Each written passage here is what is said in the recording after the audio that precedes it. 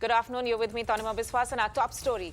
China has called for resolving Kashmir issue properly and in a peaceful way while opposing unilateral actions. This after Pakistan Prime Minister Imran Khan held talks with Chinese President Xi Jinping on the last day of his 4-day visit to China.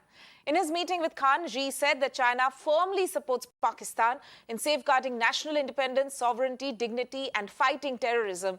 That's what the state-run Xinhua news agency reported.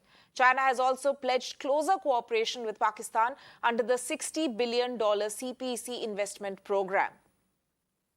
Let me go across to Times Network's National Affairs editor Srinjoy Chaudhary, who is joining us on this. Srinjoy, we know, of course, China's open support to Pakistan on the Kashmir issue is not a surprise to anybody, but it's sometimes about the optics, it's sometimes about the timing, and this is, of course, coming on the last day of Imran Khan's visit to China. Yes, undoubtedly, when they say that nothing should be done unilaterally, it basically means that China and, of course, Pakistan object to what happened a couple of years ago on 370. That is what is being objected to when the word unilateral is used. But why can't India do something in its own country? If India wants to do something vis-a-vis Article 370, India will do it. The people of India cleared it because, if you remember, it was sorted out in Parliament. The other point that is very important here is the investment that China has promised in the CPEC. That is the China-Pakistan Economic Corridor.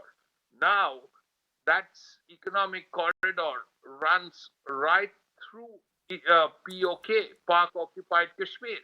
Now, clearly, more Chinese investment, the more presence of Chinese civilians, the presence of Chinese soldiers to protect those civilians, all of that will be in what is Indian territory.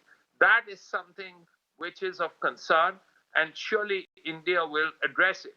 The point is that anything about unilateralism is actually completely out of character, because India very clearly has made it clear that this was cleared by Parliament, and anything related to Article 370 is entirely India's decision.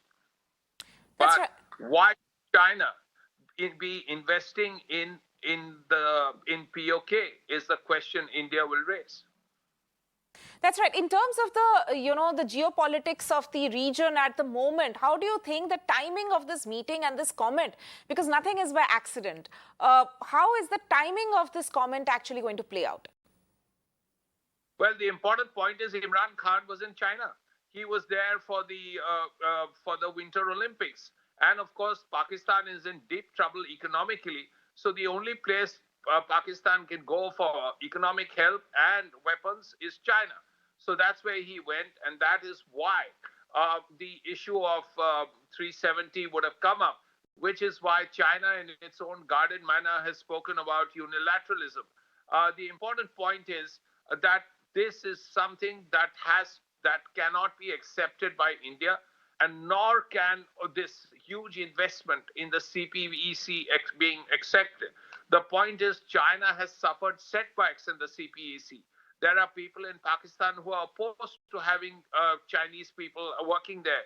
They are opposed to their lands being taken grabbed literally by the Chinese for the CPEC, which is why Chinese people have been killed. There were 7 or 8 casualties not that long ago, which is why there will be more Chinese security men in Indian territory. And that is something India is not very happy about.